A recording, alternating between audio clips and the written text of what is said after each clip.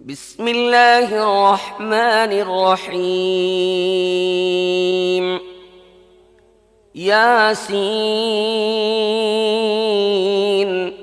والقرآن الحكيم إنك لمن المرسلين على صراط مستقيم تنزيل العزيز الرحيم لتنذر قوما ما أنذر آباؤهم فهم غافلون বিসমিল্লাহির রহমানির রহিম।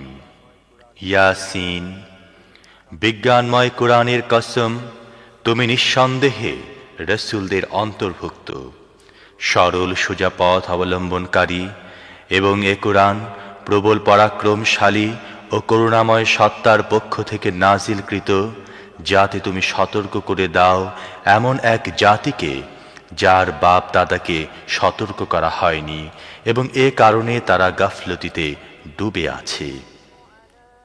لقد حق القول على أكثرهم فهم لا يؤمنون إنا جعلنا في أعناقهم أغلالا فهي إلى الأذقان فهم مقمحون وجعلنا من بين أيديهم سدا ومن خلفهم سدا فأغشيناهم فهم لا يبصرون وسواء عليهم أأنذرتهم أم لم تنذرهم لا يؤمنون إنما تنذر من اتبع الذكر وخشي الرحمن بالغيب فبشره بمغفرة وأجر كريم তাদের অধিকাংশই শাস্তি লাভের ফয়সালার হকদার হয়ে গেছে, এজন্যই তারা ঈমান আনে না। আমি তাদের গলায় বেড়ি পরিয়ে দিয়েছি, যাতে তাদের চিবুক পর্যন্ত জড়িয়ে গেছে, তাই তারা মাথা উঠিয়ে দাঁড়িয়ে আছে। আমি তাদের সামনে একটি দেয়াল এবং পেছনে একটি দেয়াল দাঁড় করিয়ে দিয়েছি। আমি তাদেরকে ঢেকে দিয়েছি, এখন তারা কিছুই দেখতে পায় না। তুমি তাদেরকে সতর্ক করো না করো, তা তাদের জন্য সমান, তারা মানবে না। তুমি তো তাকেই সতর্ক করতে পারো যে উপদেশ মেনে চলে এবং না দেখে দয়াময় আল্লাহকে ভয় করে, তাকে মাগফিরাত ও মর্যাদাপূর্ণ প্রতিদানের সুসংবাদ দাও। إنا نحن نحيي الموتى ونكتب ما قدموا وآثارهم وكل شيء أحصيناه في إمام مبين আমি অবশ্যই একদিন মৃতদেরকে জীবিত করব।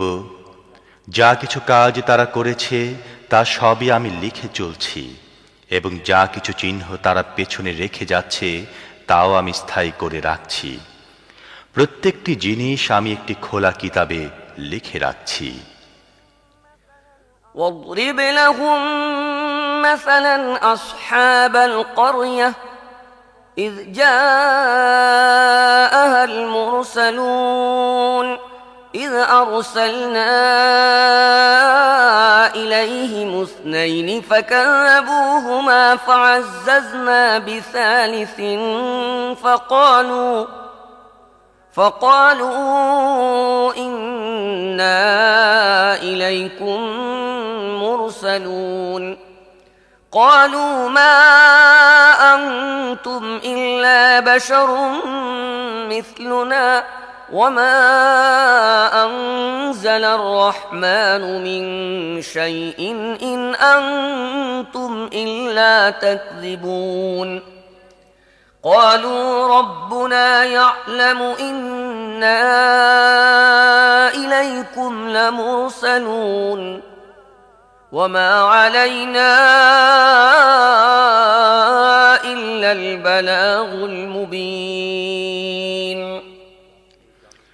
তাদেরকে দৃষ্টান্ত স্বরূপ সেই জনপদের লোকদের কাহিনী শোনাও, যখন সেখানে রসুলগণ এসেছিল, আমি তাদের কাছে দুজন রসুল পাঠিয়েছিলাম এবং তারা দুজনকে প্রত্যাখ্যান করেছিল। তখন আমি তৃতীয় জনকে সাহায্যার্থে পাঠিয়েছিলাম এবং তারা সবাই বলেছিল, তোমাদের কাছে রসুল হিসেবে আমাদের পাঠানো হয়েছে। জনপদবাসীরা বলল, তোমরা আমাদের মতো কয়েকজন মানুষ ছাড়া আর কেউ নও এবং দয়াময় আল্লাহ মোটেই কোনো জিনিস নাজিল করেননি, তোমরা স্রেফ মিথ্যা বলছো।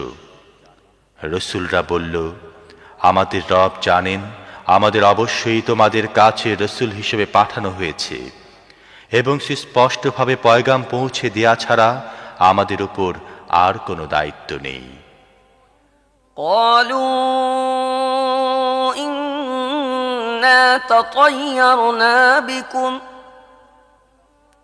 قالوا إنا تطيرنا بكم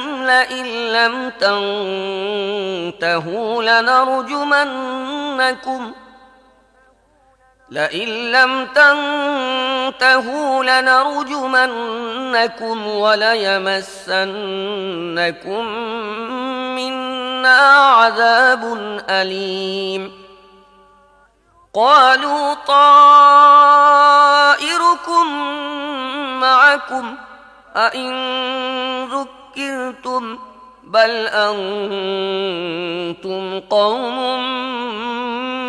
مسرفون وجاء من أقصى المدينة رجل يسعى قال يا قوم اتبعوا المرسلين اتبعوا من لا يسألكم أجرا وهم مهتدون صدق الله العظيم। জনপদবাসীরা বলতে লাগলো, আমরা তো তোমাদেরকে নিজেদের জন্য অমঙ্গলজনক মনে করি।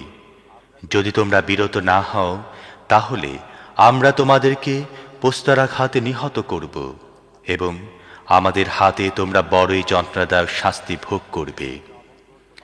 রসুলরা জবাব দিল, তোমাদের অমঙ্গল তোমাদের নিজেদের সাথে লেগে আছে। তোমাদের উপদেশ দেয়া হয়েছে বলেই কি তোমরা এই কথা বলছো? আসল কথা হচ্ছে তোমরা সীমা লঙ্ঘনকারী লোক। ইতিমধ্যে নগরীর দূর প্রান্ত থেকে এক ব্যক্তি দৌড়ে এসে বলল, হে আমার সম্প্রদায়ের লোকেরা, রসুলদের কথা মেনে নাও, যারা তোমাদের কাছে কোনো পারিশ্রমিক চায় না এবং সঠিক পথের অনুসারী, তাদের কথা মেনে নাও। আমানতু বিল্লাহ।